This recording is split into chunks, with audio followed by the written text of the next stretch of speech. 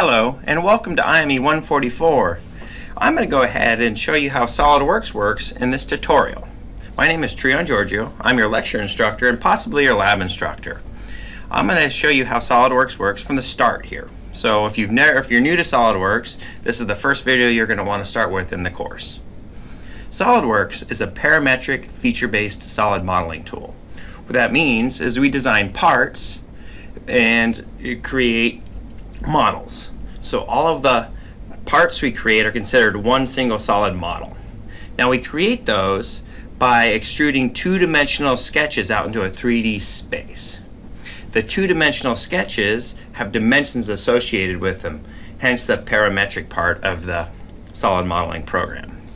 So when you first open up SolidWorks, you have the splash screen like you see right here. Or I guess it wouldn't be the splash screen, the main screen. Now if I was to go File, New, you're going to see there's three different environments in SolidWorks that we can choose first. The first one is the part environment. Within the part environment, you create a single part. The second environment is the assembly environment.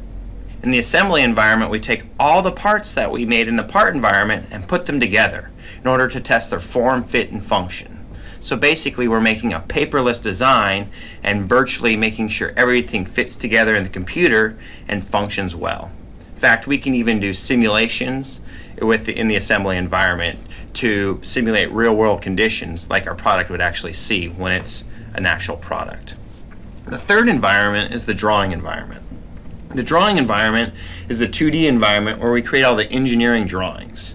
So in lecture and in lab, we're going to learn about all the engineering drawing rules and apply the rules in this drawing environment. But the first step to SolidWorks is actually creating a part with the part environment. So we're going to start with the part. When I click on part and press OK, it's going to bring me into a 3D world here. Remember, the 3D world in engineering is based off of the Cartesian coordinate system. In that Cartesian coordinate system, we have planes. Remember from math, x, y, and then z? Well, the same thing applies here in SolidWorks. If you look at the top, we've got our ribbon bar. On the left-hand side, we have our feature manager here. So every time we create a feature or a step here in SolidWorks, it'll show up in this feature manager on the left. Now back to the planes. You're going to see we have three mutually perpendicular planes at the top of this feature manager. In fact, we have our top plane, we have our front plane, and our right plane. Sometimes it's easier for users to be able to see the planes while they're modeling in order to keep themselves oriented in the world. Therefore, you can actually right-click on a plane and have it be shown by clicking on the eyeball. I recommend maybe doing that for first-time users to keep yourself oriented. Again, that's simply clicking on the plane and hitting the eyeball to either hide it or show it at any time. And this can be done on all different types of features within SolidWorks. Excellent.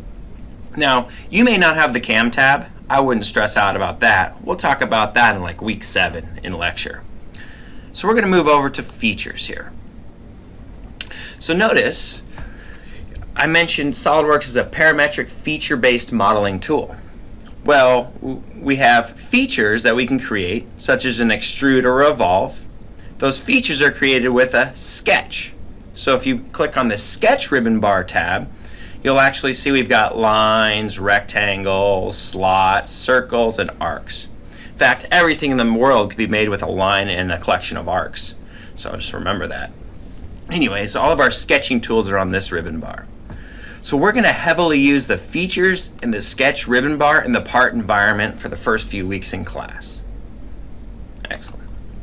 Now, what I thought we would do is we would learn how to use the SolidWorks part environment by modeling the orthographic projection practice part we went ahead and drew manually in class. So if you go to page 105 in your lab manual, you're going to see the part. We're going to look at the isometric or pictorial view here on page 105 in the lab manual.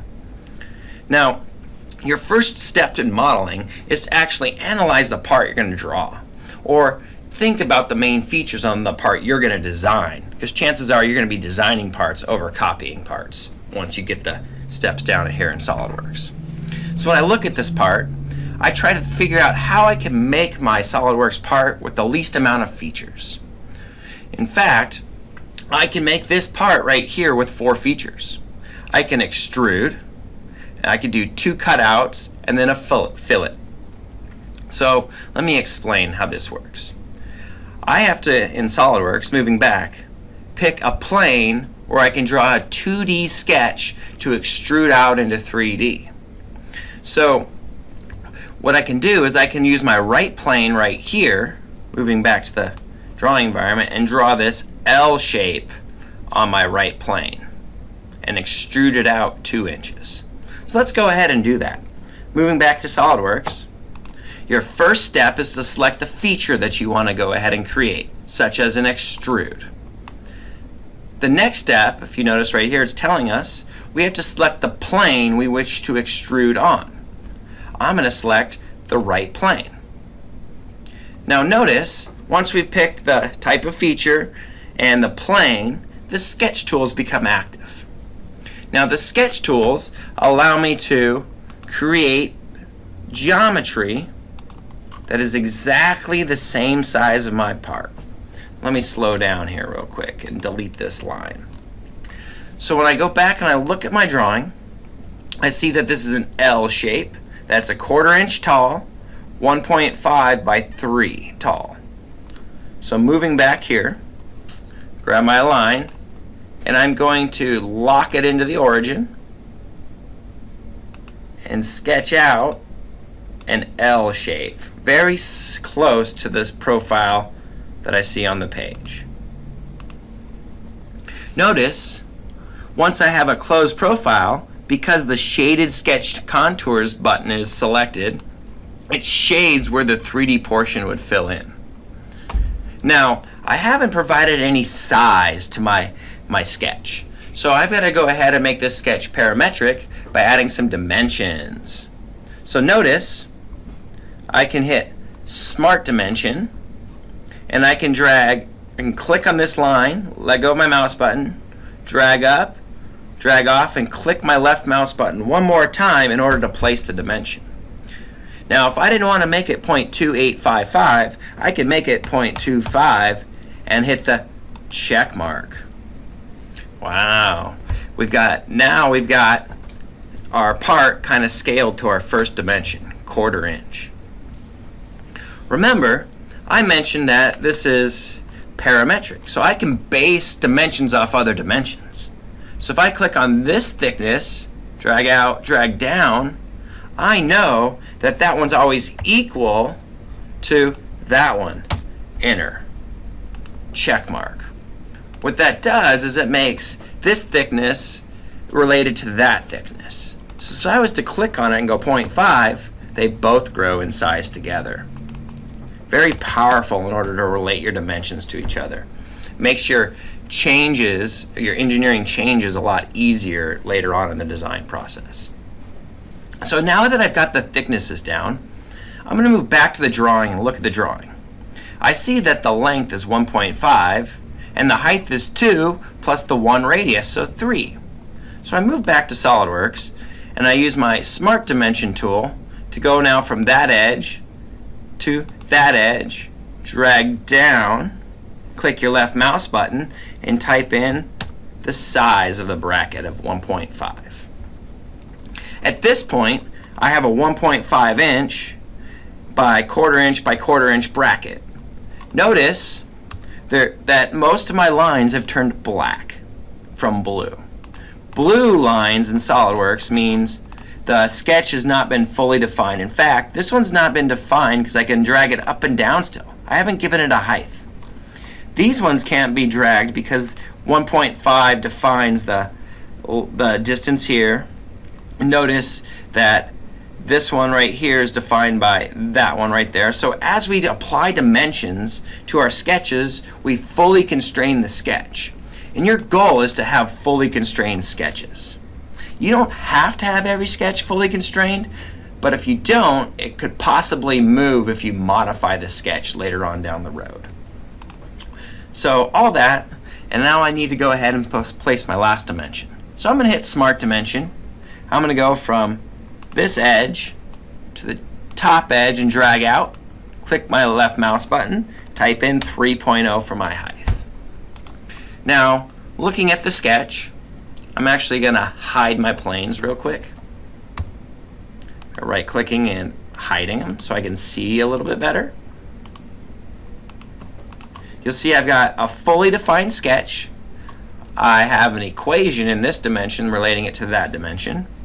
And it's fully shaded, so when I hit Exit Sketch, it goes out into the 3D environment now. So looking at the part, I've got to figure out the distance right here to extrude it out, 3D. So I move back to the drawing and I see that it's 2.0. So moving back to SolidWorks, I'll go ahead and type in 2.0, check mark. Now, I can either extrude it to one side, or I can do mid-plane and extrude it right out of the center of the planes. Sometimes it's nice to center your part about the planes. So I'm going to select mid-plane instead of blind, because blind will allow you to go to one side of the sketch or the other side, and mid-plane allows you to extrude out from both sides of the sketch of that 2.0. Check mark. Now, notice I've got my first feature here. It's an extrusion. And if I was to hit my spacebar button, my orientation button comes up. I'm able to now click on my right view, see my right view, spacebar, front view, spacebar, isometric view. Spacebar is going to be your friend. You love to change your views around. The quickest way to do that is spacebar and then clicking on the view you want to see. Now let's say you messed up and that sketch needed to be a different size. Well, this is how it works. Notice the extrude feature right here has a triangle. If I click on that triangle, you're going to see this sketch is what makes up the extrude right here. So I can go back and edit these at any time. In fact, I can right click and I can either edit the sketch, which edits the 2D profile, or I can edit the feature, which edits the 3D profile. So if I select on Edit Sketch, notice the sketch is not normal to my face, so I hit my favorite button, the spacebar, and I hit normal too. Now I can double click and go back and change the sizes of my part. And then I hit Exit Sketch and it goes back to 3D. Now, let's say I wanted to go ahead and edit the 3D portion. Well, I can right click and I can edit Feature. The feature is the 3D portion, 2.25, tab or enter, and it changes the distance. I'm going to go back to the correct amount and press check bar. So to kind of review, at any time you can right click and edit the feature, which is the 3D portion, or edit the sketch, which is the 2D sketch. Okay. Now, looking at my part, we're going to do the easier tool first. So when I go back and look at my drawing, I see that there's a full radius up here of 1 inch. Well, I don't need to draw that. I can use the tool called the Fillet. The Fillet creates a round fillet on the edge of a part. So if I click on Fillet, I type in the radius size of my fillet in this box over here on the left side. Now 1.0. Now I pick the edge I want to fillet. So I'm going to pick that edge. Notice if you have full preview selected over here, it'll show a preview. And then I can pick that edge. And I can hit check mark. What that does, if I hit spacebar and isometric, it creates a full fillet. So fillets create rounds on the part. In fact, let me show you one more time. Fillet 0.025, if I pick this edge, in fact, let's make it 0.125, check mark, it'll go ahead and make a fillet on any edge you select. Now if I right click on it and go to Edit Feature, if I pick those two edges, notice it puts the fillet on both corners. Now I don't need that feature right there. So notice I created a second fillet. So I can click on it and I can hit delete. Press yes. Now, If you're confused on what each feature is, you can always right click and you can go to Feature Properties and you can name it Main Body, or names that actually mean something to you so you can easily go back and edit stuff. Right click, Feature Properties, and Corner Round. Now, we're almost done. In fact, look at all the cool tools we're going to learn about throughout the course of this class. So, once we created an extrude or a revolve, we're able to now cut material or add different features to the materials. So we're going to go back and look at our drawing. You're going to notice there's some cuts in our part, some rounded cuts. So with this, if we move back to SolidWorks, we're going to use the Extruded Cut button in order to create those cutouts in our model. So when I hit Cut, remember this first step is select the feature by selecting Extruded Cut. The next step is to select the plane you want to cut out on. So I'm going to select this back plane right here. Now remember, in order to get the view normal to your face when you're creating a sketch, you hit Spacebar and this Normal To button. Control 8 does the same thing. Now looking at the part, if I move back to the drawing, you're going to see that it's the circle or the holes in the middle, so 1 inch, 1 1/4 up from the back edge, and then looking at it, it's a 1 inch diameter. So all things have a size and location. So when I place this circle on the part, right here, I place it just anywhere. I've got to, in order to make this fully defined and black, it's got to have a size and a location. So the size of a hole is denoted by the diameter symbol and the diameter. So if I hit Smart Dimension, click on the circle, drag it out, and type in 1.0, that's the size of that cutout. Next, I've got to set up the location. So if I use my Smart Dimension, and I go from the edge to the edge, it's going to dimension to the center of the circle. We always locate circles by dimensioning to the center of the circle.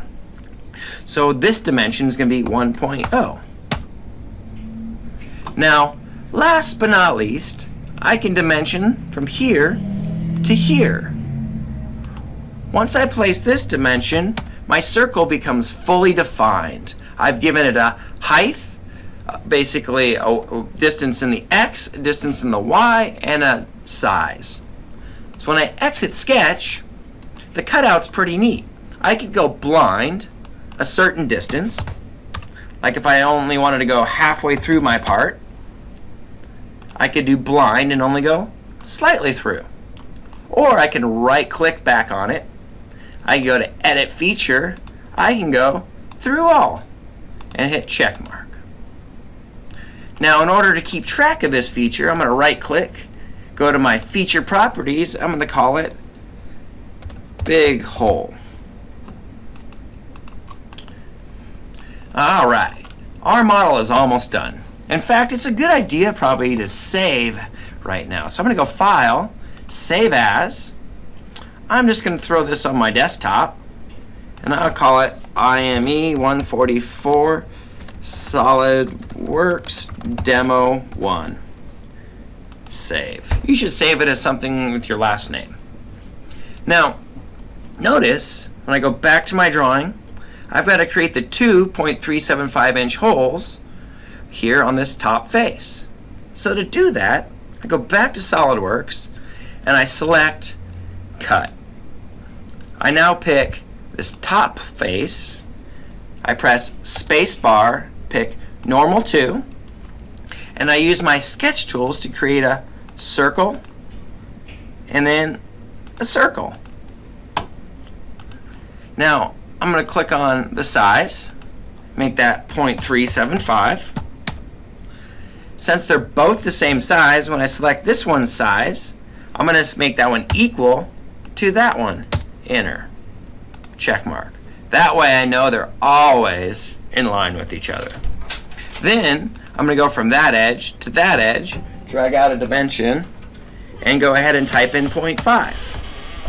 Now if I want to relate the height of this one to that one, I'm going to go ahead and click on this edge, that edge of the circle, drag it out, select equal, and click that one right there. Therefore, they're always related to each other. Now, last but not least, going back to the drawing, I see that they're a 1/2 inch from the edge on both sides right there, or a 1/2 inch from the edge and then 1 inch apart. So when I move back to SolidWorks, I'm going to click on that edge to that edge, drag it down, type in 0.5, press enter. Now, the only piece that is not fully constrained right now is the distance on this circle. In fact, notice if I drag it back and forth, this is the only plane it can drag in due to the constraints of the size and the actual value in the y-axis right here. So what we're going to do is we're going to hit Smart Dimension. We're going to dimension from that circle to that circle, drag it down, and type in 1.0, enter. At this point, our sketch is fully defined, and we're going to hit Exit Sketch, and then rotate by holding down our middle rollerball mouse button, and select Through All, check mark. Now, when I hit the space bar and the normal to, or the isometric button, you're going to see the pictorial view of our model matches the pictorial view on page 105 of the lab manual. Now, this is the first step to using SolidWorks, being able to create a part in the part environment. Don't worry, I'm going to have plenty more videos throughout the quarter for you to learn about SolidWorks and learn how to use a lot of the advanced modeling tools. So once you can create this part now from scratch, let's go ahead and create a drawing in the next video. I'll see you there. Have a great day.